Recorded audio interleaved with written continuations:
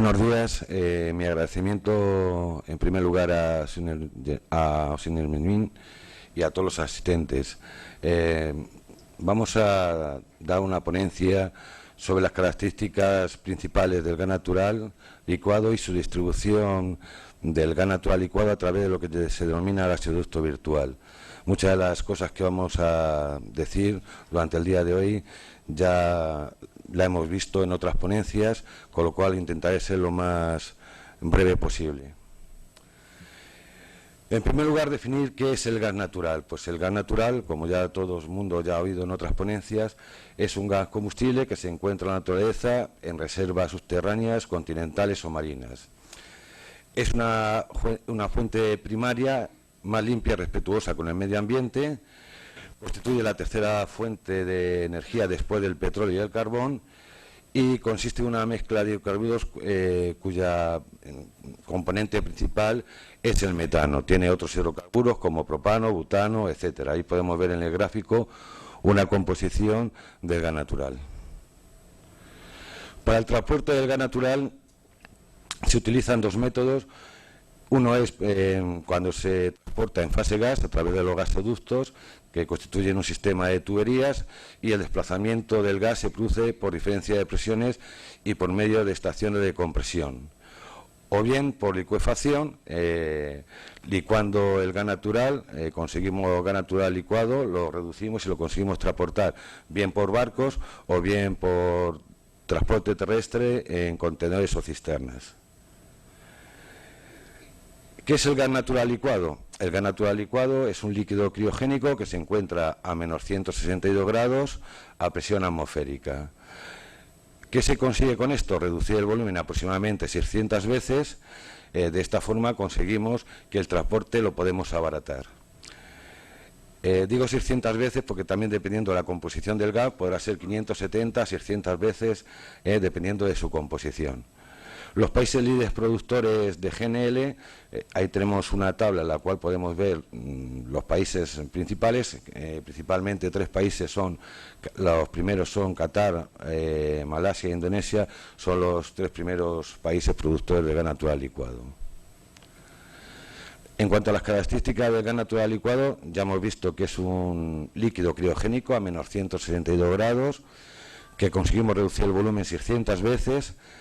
Es un líquido puro que tiene una densidad aproximadamente de un 45% con respecto al agua.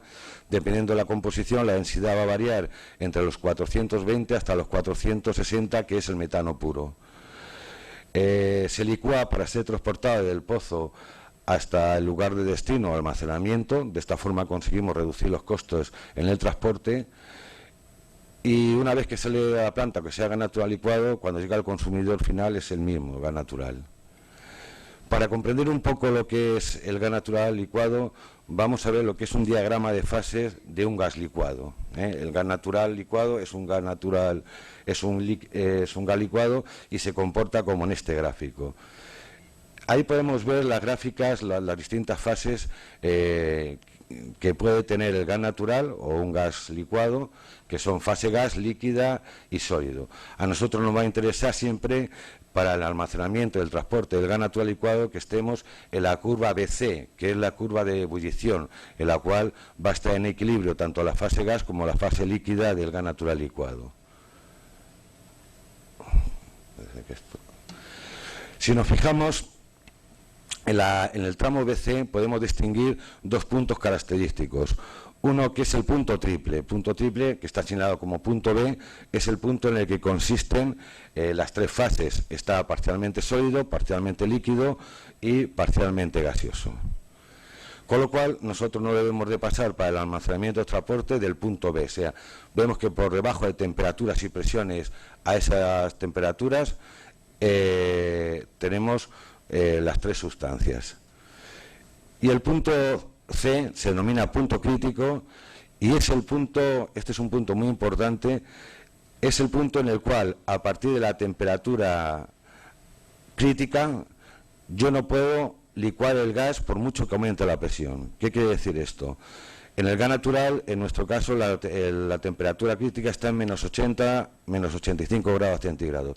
Por encima de esa temperatura, yo no voy a poder conseguir licuar el gas por mucho que aumente la presión. Además, esto es un fenómeno muy importante para tener en cuenta, porque si supero este punto crítico en el almacenamiento o en el transporte de GNL, se produce un fenómeno denominado bleve, que es la explosión por la súbita evaporación del gas natural en ebullición. Es decir, en ese momento que llega a esa temperatura crítica, toda la masa de líquido que se encuentra almacenada o transportada súbitamente se evapora y puede producir una explosión. Por lo tanto, para el almacenamiento y el transporte de GNL tenemos que estar entre el tramo BC, ¿vale?, que es la curva de ebullición del gas natural. Las otras curvas pues son en la que nos interesa el punto de ebullición, BC, que van a estar en equilibrio, como he dicho anteriormente, fase líquida y fase gas, tanto para almacenamiento y transporte, o el tramo D, que es el punto de fusión. En cuanto a los riesgos del gas natural licuado, podemos destacar lo siguiente. Es un gas que arde con mezclas en el aire cuando está por encima del límite inferior de inflamabilidad, mayor del 5%, y cuando está por debajo del límite superior de inflamabilidad. Es decir, por debajo del límite inferior de inflamabilidad y por encima del límite superior, el gas no arde. Es incoloro, inoloro, no corrosivo y no tóxico. Dañino por inhalación y contacto. Cuando decimos que es por inhalación, el gas natural realmente no es tóxico. Lo que ocurre es que a esas temperaturas, cuando está evaporando, se comporta como un gas más pesado que el aire, desplaza el oxígeno y puede producir asfixia.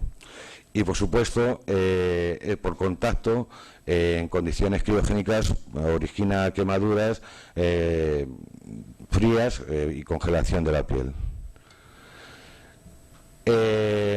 Cuando hay un derrame de gas natural licuado, se produce una nube blanca debido a la vaporización, y estos vapores desprendidos son muy fríos, se comportan como un gas más pesado que el aire, empezando a subir cuando se calienta por encima de -104 grados. Es insoluble en el agua, flota, genera violentas explosiones físicas derivadas de la presión violenta del producto sobre medio acuoso. Esto es importante recalcarlo porque de cara a los bomberos, si hay un derrame de GNL, lo que no es conveniente es un derrame de GNL es añadirle agua. Lo que vamos a conseguir son explosiones por súbita evaporación del gas natural licuado, y lo que vamos a conseguir también es una súbita evaporación del gas natural. Vamos a aumentar la atmósfera explosiva en ese derrame de GNL. En cuanto al mercado internacional de GNL, vemos que los países que utilizan gas natural son los que se preocupan por el desarrollo sostenible. Japón es el primer importador de gas natural licuado, seguido de Corea y España. Entre los exportadores de gas natural licuado, pues destaca Qatar, que tiene una cuota de un 17%.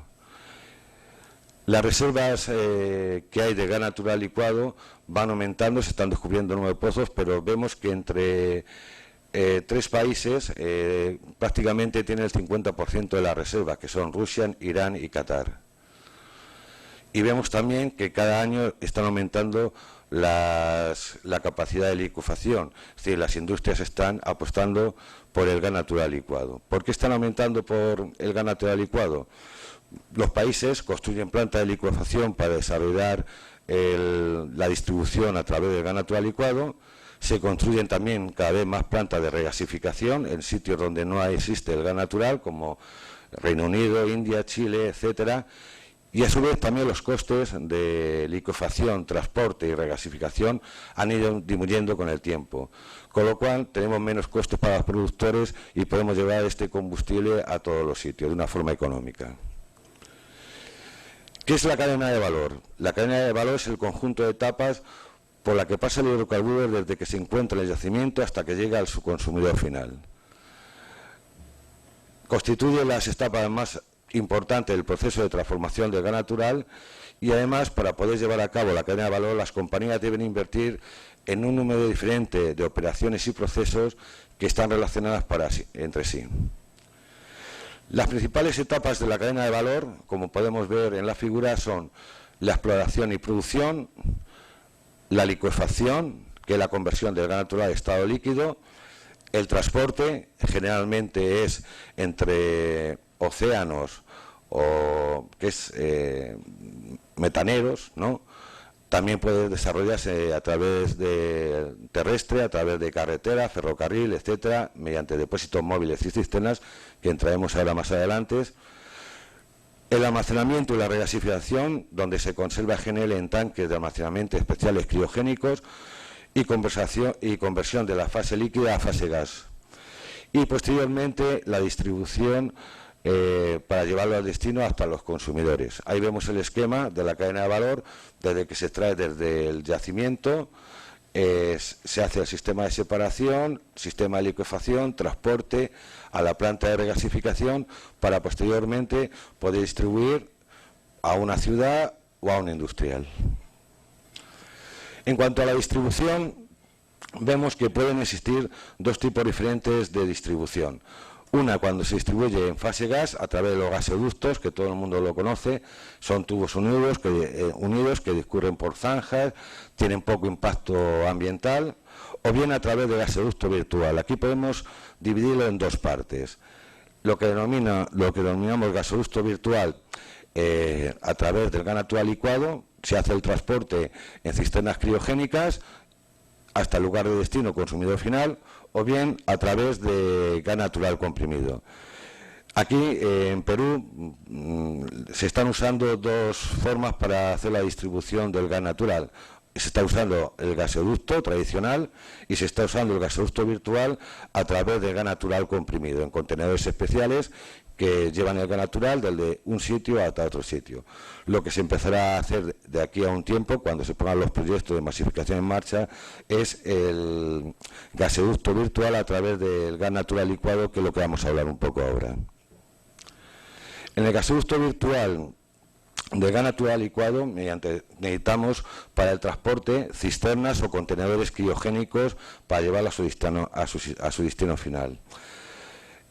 Para tener acceso a él tenemos que tener el acceso a un ducto para poner una pequeña o una gran planta de licuefacción, como es en el caso de Menchorita, o bien tener una planta de regasificación en el caso de que el país no tenga gas natural.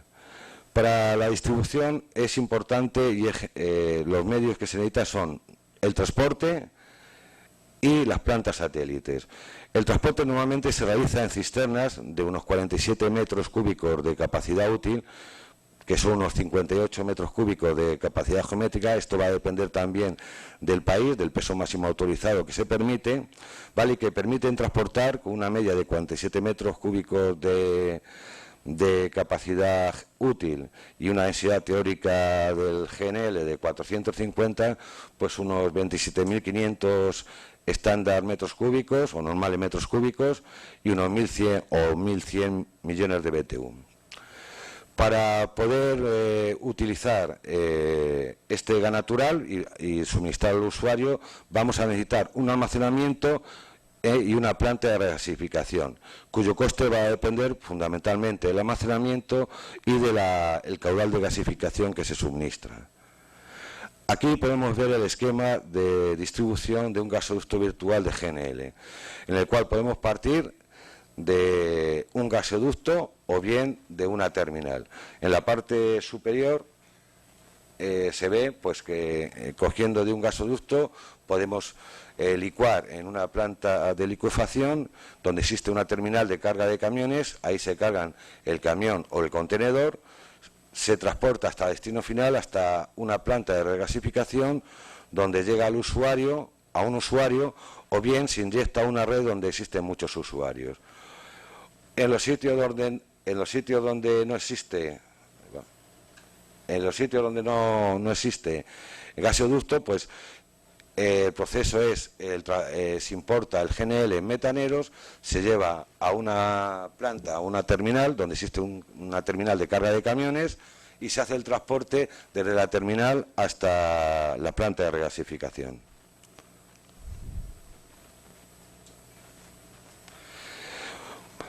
Vamos a entrar a describir ahora los componentes principales y el proceso de una distribución de GNL con plantas satélite de regasificación. La primera parte para la distribución es el transporte hasta la planta de satélite de gas natural licuado. El primer paso es la carga en la terminal de regasificación o en la terminal de licuefacción. Ahí en la fotografía se ve la terminal de carga en República Dominicana, la terminal de AES, y además es la primera carga que se realizó pues hace aproximadamente ya 3 años. Y en la parte de abajo podemos ver la descarga de la cisterna ya en el lugar de destino. Esto es una mina de cal en la cual ya se descarga y traspasa el gas natural licuado desde la cisterna hacia el depósito o la planta satélite de almacenamiento. La planta satélite de regasificación, ¿vale?, su función es almacenar, convertir el GNL a gas natural para suministrarlo a clientes a la presión requerida. Esto es importante recalcar.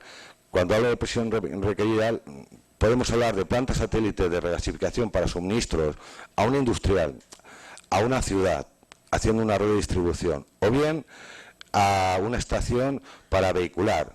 Lo que tenemos que tener en cuenta es la presión requerida. Para eso, en la planta satélite de regasificación se tendrán que intercalar pues ciertos componentes para elevar la presión, que se pueden hacer o bien en la fase líquida, mediante bombas criogénicas para elevar la presión, o bien en la fase gas, mediante compresores de gas.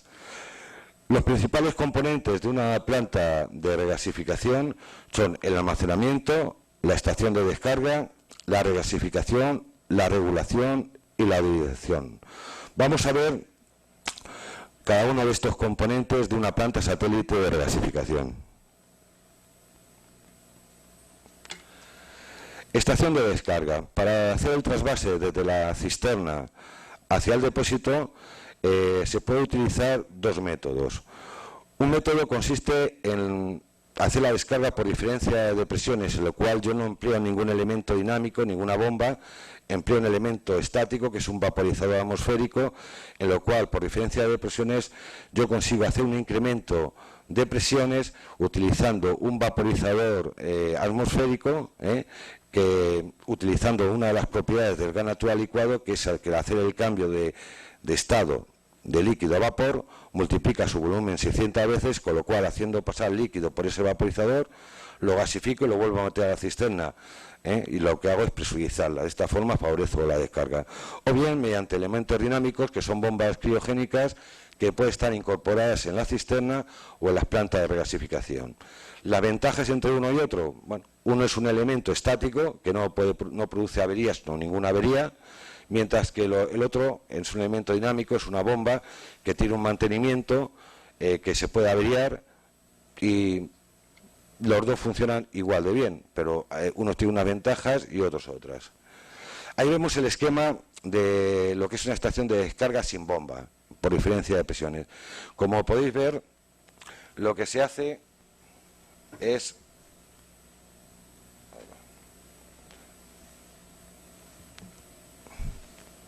en la manguera del medio es donde metemos el líquido procedente de la cisterna, entra al vaporizador o PPR de descarga, absorbe el calor de la atmósfera, gasifica y retorna a la cisterna en fase gas. ¿Qué estamos haciendo? Un circuito cerrado contra la cisterna, ¿vale? Una vez que la cisterna se encuentra a 2 bar por encima, o 1,5 bar por encima de la presión del depósito, yo ya puedo abrir la válvula de la manguera de la derecha y hacer el trasvase de la cisterna hacia el depósito. Es decir, realmente la bomba lo que está impulsando es la gasificación, el caudal de gas que da ese vaporizador es lo que me impulsa el líquido de la cisterna hacia el depósito. Y la siguiente es mucho más sencilla, es una estación de descarga con bomba, y ahí, bueno, pues es la bomba que puede estar en la cisterna o en la estación, en la planta satélite, es la que da la diferencia de presiones o la presión necesaria para hacer el trasvase. Ahí podemos ver que para hacer la descarga pues necesitamos unos equipos especiales de descarga que tienen que aguantar, como son el mandil para protegerse de salpicaduras, el casco con pantalla para protegerse también de las salpicaduras, guantes criogénicos. Veis ahí que la manguera ya se empieza a producir el hielo por el vapor de agua que tiene el aire, ¿vale? Entonces, para evitar las quemaduras por congelación se utilizan guantes, sobre todo también la ropa tiene que ser antiestática y botas de seguridad. Y también utilizar, como se ve en la figura, pues para hacer el apriete de los acoples, pues equipos o herramientas antichispas como son esas llaves de bronce. El equipo fundamental de una planta de regasificación es el almacenamiento. Este es lo que va a impulsar y lo que va a mover todo el gas de la instalación. Es el encargado del almacenar, de recibir el GNL de las cisternas, y además es el que vas a meter a consumo pasando por la gasificación. Es el elemento, por supuesto, más caro de toda la instalación de la planta satélite de regasificación. Las características principales de los depósitos de gas natural licuado son que es un equipo a presión, que está constituido generalmente, también los hay sin aislar al vacío, por dos recipientes, uno interior de acero inoxidable donde está contenido, se almacena el gas natural licuado, y otro exterior de acero de carbono. Entre los dos recipientes está hecho el vacío y está relleno de perlita para aislarlo térmicamente. Como equipo a presión tiene unas válvulas de seguridad para protegerlo en caso de que suba la presión, tiene indicadores de transmisores y transmisores de nivel y presión para ver su estado, tiene una instalación de venteo y un sistema de presurización que es el que le hace mantener la presión y meterla a consumo. Vemos ahí que también las clasificaciones de las plantas satélites van en función de la capacidad de almacenamiento. Dependiendo de una norma u otra, tendrán una distancia de seguridad y se clasifican también de una forma u otra. Aquí vemos, según la norma 60.210, pues que los almacenamientos se clasifican de clase A a F desde 1 metro hasta 1.500 metros cúbicos. Hay otras normativas como la NFPA 559A, pues que marca otras distancias distintas. En la siguiente imagen podemos ver el esquema de un depósito de gas natural licuado. Vemos que en el recipiente interior es el que se almacena, ¿vale? El recipiente, este es de acero inoxidable, el exterior de acero de carbono. Entre los dos está hecho el vacío y se encuentra una serie de tuberías que permiten el llenado y el trasvase y el consumo de ese depósito. También un sistema de valvulerías y equipos asociados a ese depósito. Ahí podemos ver otro elemento que normalmente va con el depósito de gas natural licuado, aunque también se puede poner afuera, que es el PPR del depósito, que es el que me mantiene la presión.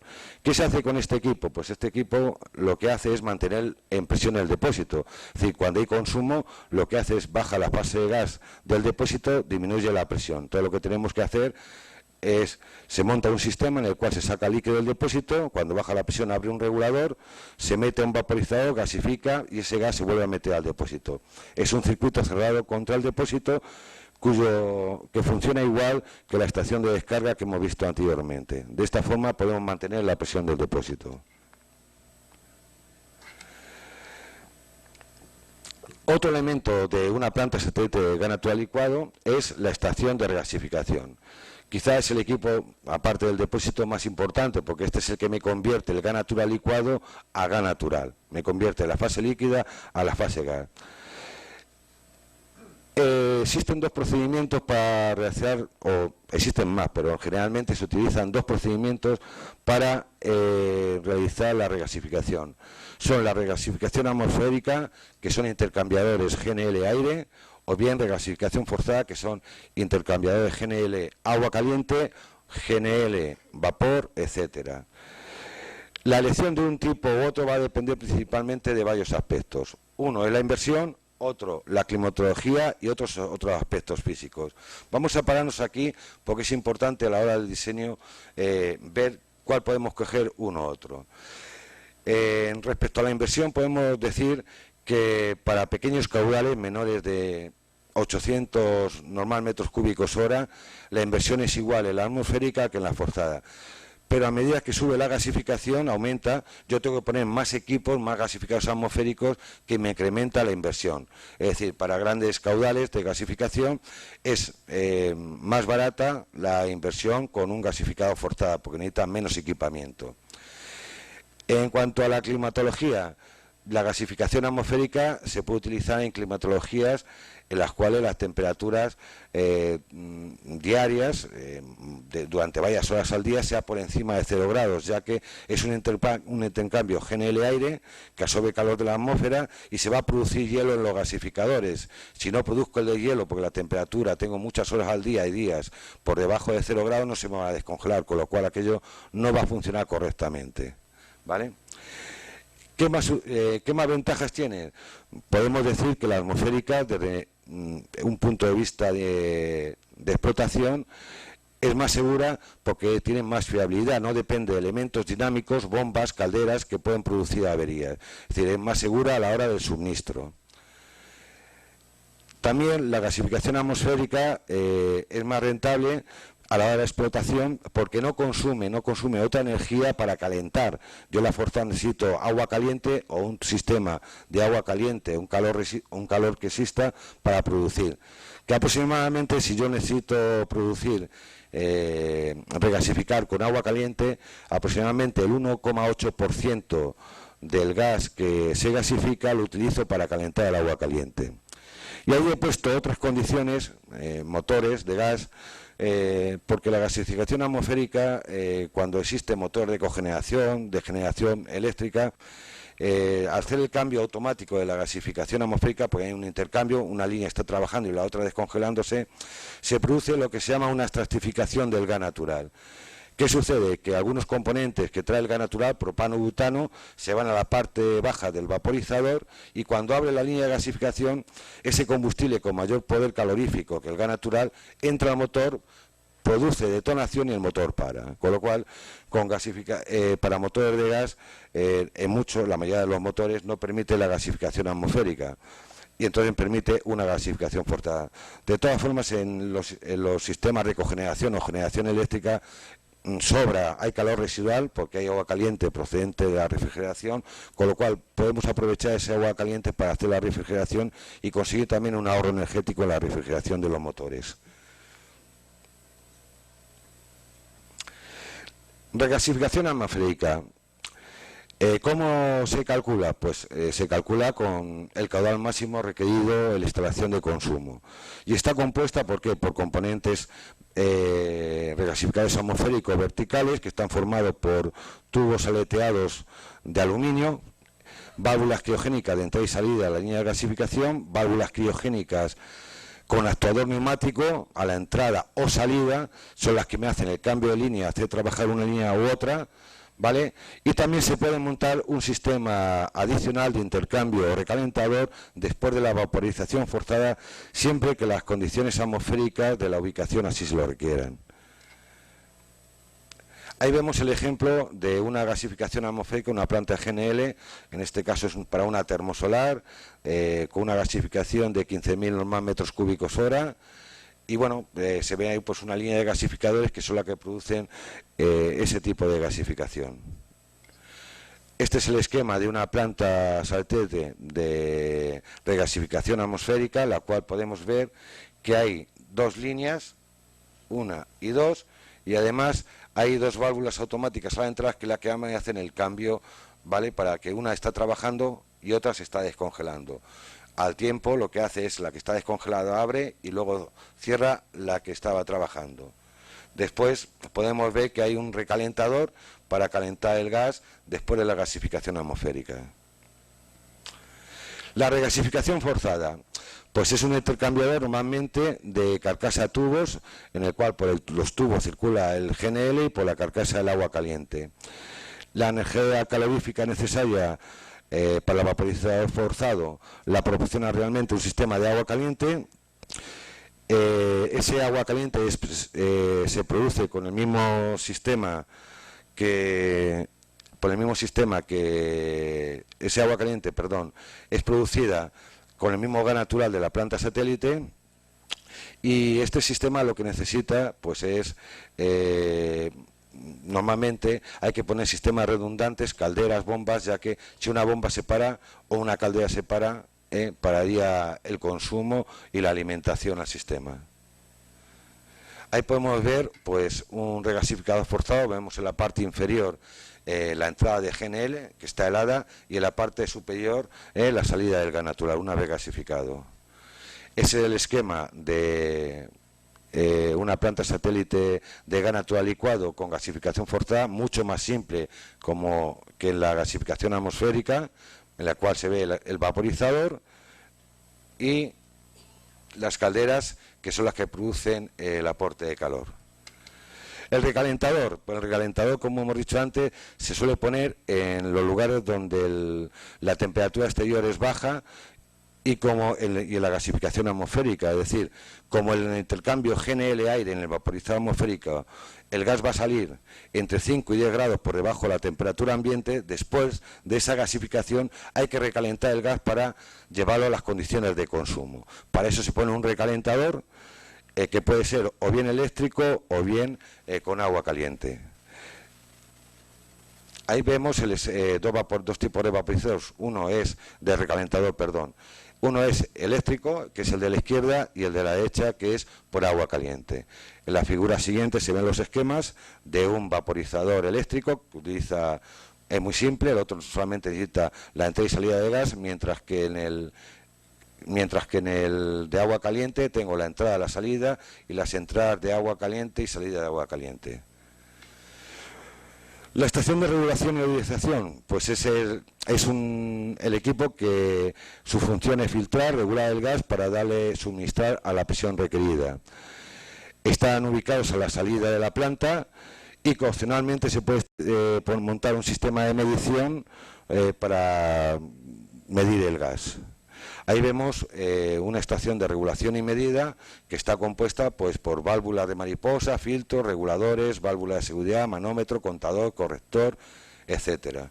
Ese es el esquema de una línea de regulación, de una estación de regulación con doble línea de regulación, inicialmente un regulador y otro, el contaje y bypass en el contaje para el caso de que el contador se averíe o haya que llevar el contador a contrastar, a verificar. Después o antes del sistema de regulación hay que montar un sistema de odorización para dar el olor característico al gas.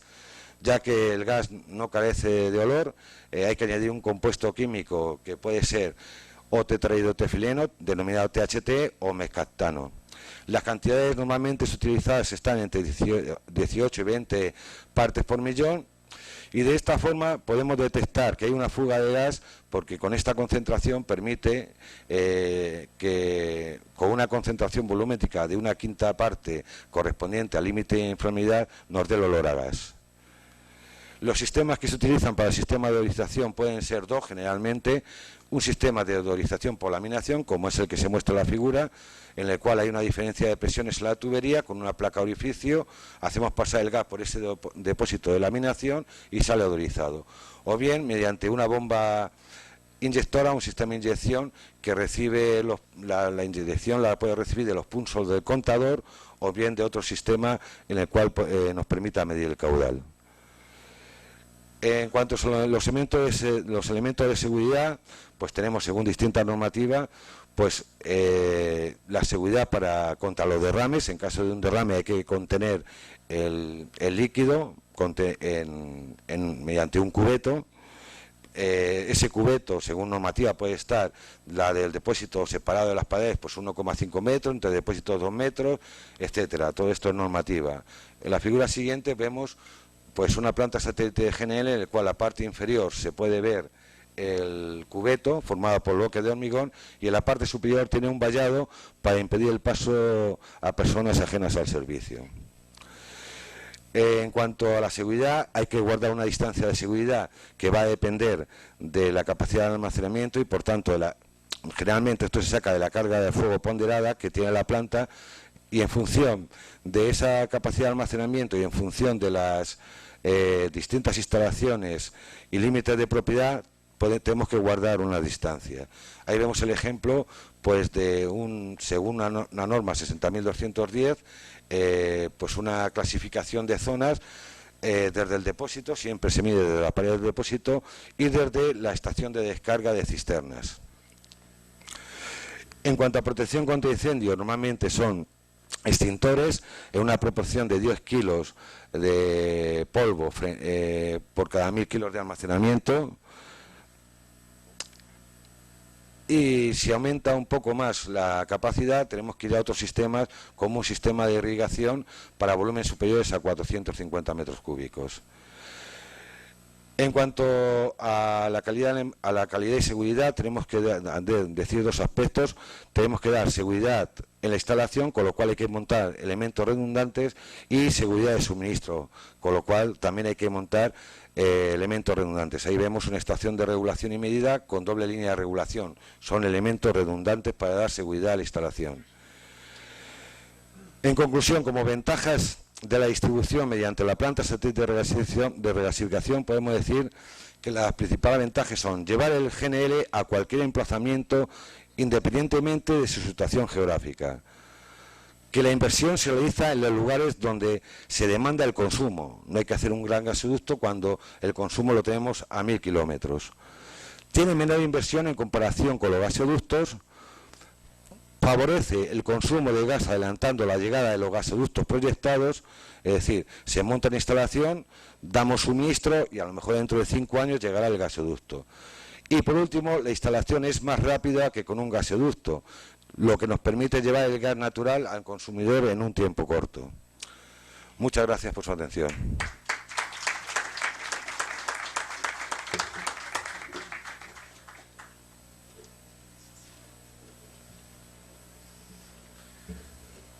Damos las gracias al ingeniero Luis Javier Ruiz Herrera por la exposición. Y antes de continuar con la ronda de preguntas, quisiéramos también compartir con ustedes algunas de las series de actividades que tenemos en el segundo Congreso Internacional de Gas Natural, microgas natural licuado, masificación con inclusión social. Tenemos la realidad aumentada. La realidad aumentada consiste como si cualquiera de nosotros estuviera en uno de los pozos del lote 88 en Camisea o en Pampa Melchorita. Podemos llevarnos como recuerdo de este congreso una foto, el cual ha sido preparada por este congreso. También, como parte de las facilidades de este congreso, contamos con tablets que están en disposición para todos ustedes, donde pueden acceder a internet o a sus correos electrónicos si fuese necesario. Bueno, para empezar la ronda de preguntas, dejo nuevamente la palabra al ingeniero Ruiz Herrera, sin antes agradecer también a las sedes quienes nos han formulado las preguntas.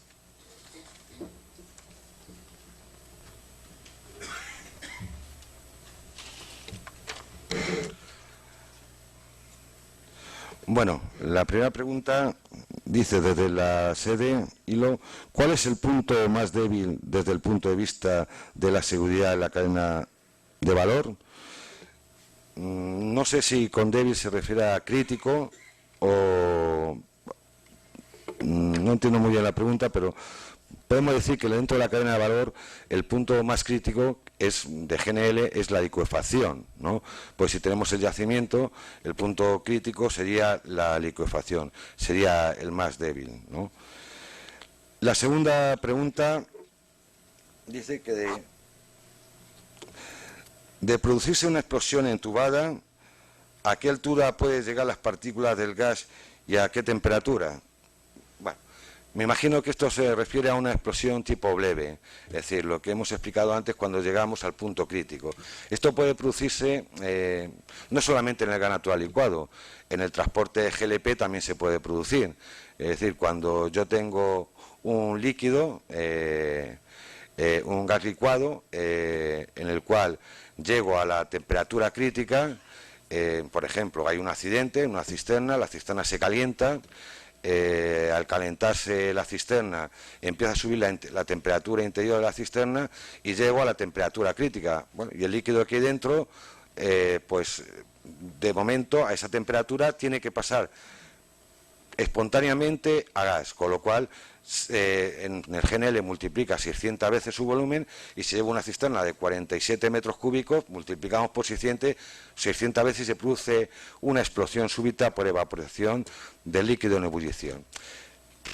¿Hasta dónde puede llegar? Pues puede llegar hasta kilómetros. Además, más de 1000 metros llega en una explosión breve. Incluso se produce una deflagración muy importante porque es una explosión súbita, y bueno, en alguna que se ha producido se han encontrado restos pues de la cisterna hasta de 1,5 kilómetros, ¿vale?